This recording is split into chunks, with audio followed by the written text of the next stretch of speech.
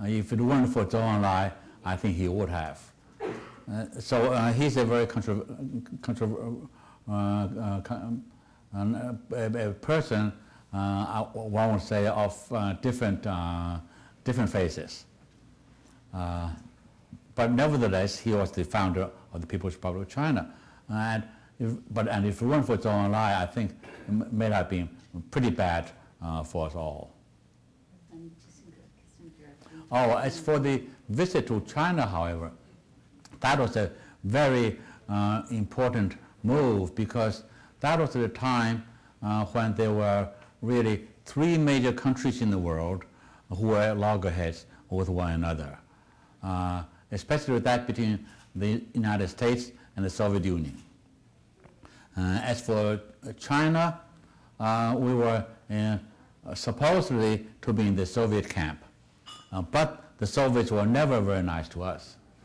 And so for us, especially for Zhou Enlai, we were seriously considering the possibilities of having a rapport with the United States, because there's a saying amongst us Chinese that if there's a tripartite situation, then for the country that is the weakest should never try to link up with the strongest, but should link up with the one who is semi-strong. Ambassador, what was your feeling translating for Henry Kissinger? 他的性格怎么样？就是给他当做翻译，就是。Yes. Well, the first time that I interpreted for Kissinger and Zhou Enlai was during his secret visit to China. At that time, Kissinger was quite tense. Why? Because some months or a year or so before that, John Foster Dulles was very rude to Premier Zhou Enlai in Geneva, actually refusing to shake hands with the outstretched hands of the Premier, and I was there and I saw everything. So this time, when with President Nixon and Henry Kissinger, these two gentlemen were of the view that the United States must establish a really good, full diplomatic relationship with China, because the Soviet Union was really a real threat, and in addition to that, China was continuing to grow, and it was necessary to have a good relationship with a country like China. But on the other hand, however, both Nixon and Kissinger were worried that having been snubbed by John Foster Dulles, Premier Zhou Enlai couldn't be very happy with the coming of Henry Kissinger, or at least the Premier would first show some tough looks from Premier Zhou Enlai to Kissinger when he arrived.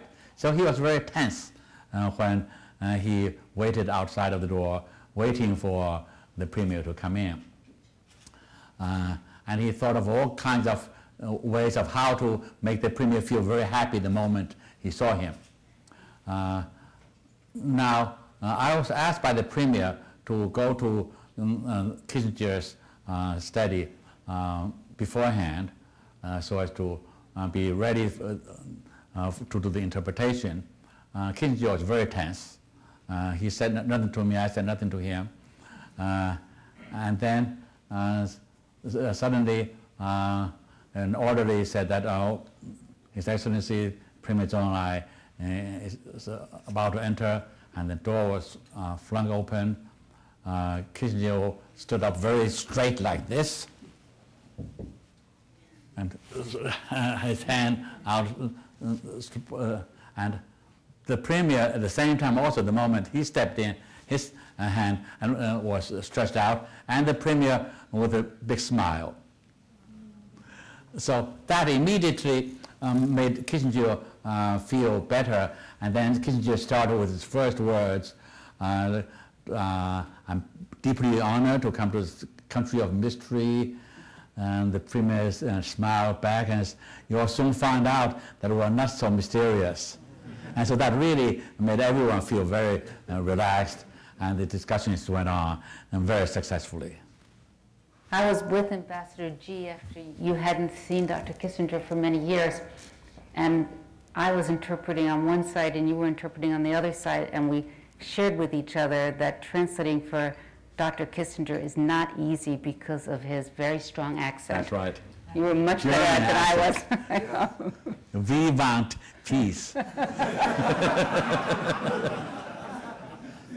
Ambassador Xi, welcome to Cleveland. Thank you for visiting on this trip. I wanted to ask you a question about the growth of internet usage in China, and from your perspective, the challenges and the opportunities it provides the Chinese leadership as they reflect on what's been incredible growth and incredible usage by the Chinese population.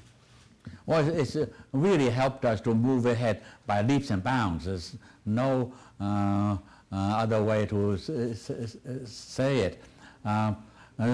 My son is an expert in that, but I am absolutely 100% stupid when it comes to this.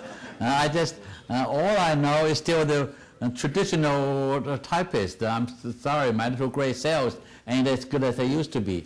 But I know that throughout China it's absolutely essential. But Xiaotang, maybe you can say something about this.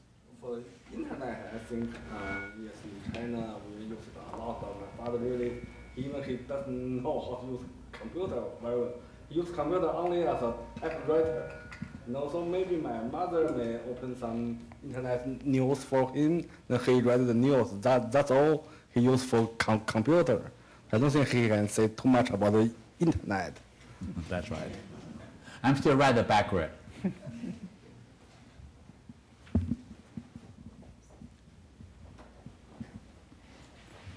Mr. Ambassador, Yes. Welcome to Cleveland. It's a real pleasure to have you with us today. My question to you is, being the highest ranking diplomat at the time when you were Deputy Secretary General of the United Nations, under then Secretary General Javier Perez de Cuellar, and then Boutros Ghali at the time, how was your relationship with them, being the Deputy Secretary General, and also your relationship being the highest diplomat at the time at the People's Republic of China with the General Assembly of the United Nations and the Security Council?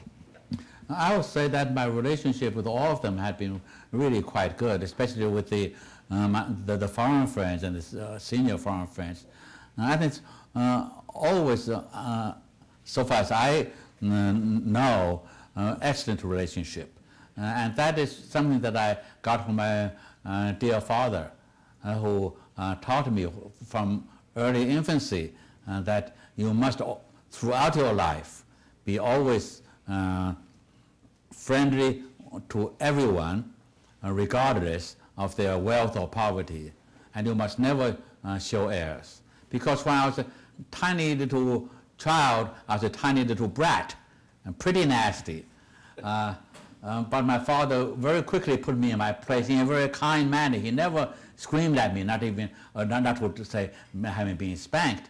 And so I think I learned that from my father, and that is why I have mentioned several times about myself as being wealthy in my friends. Thank you.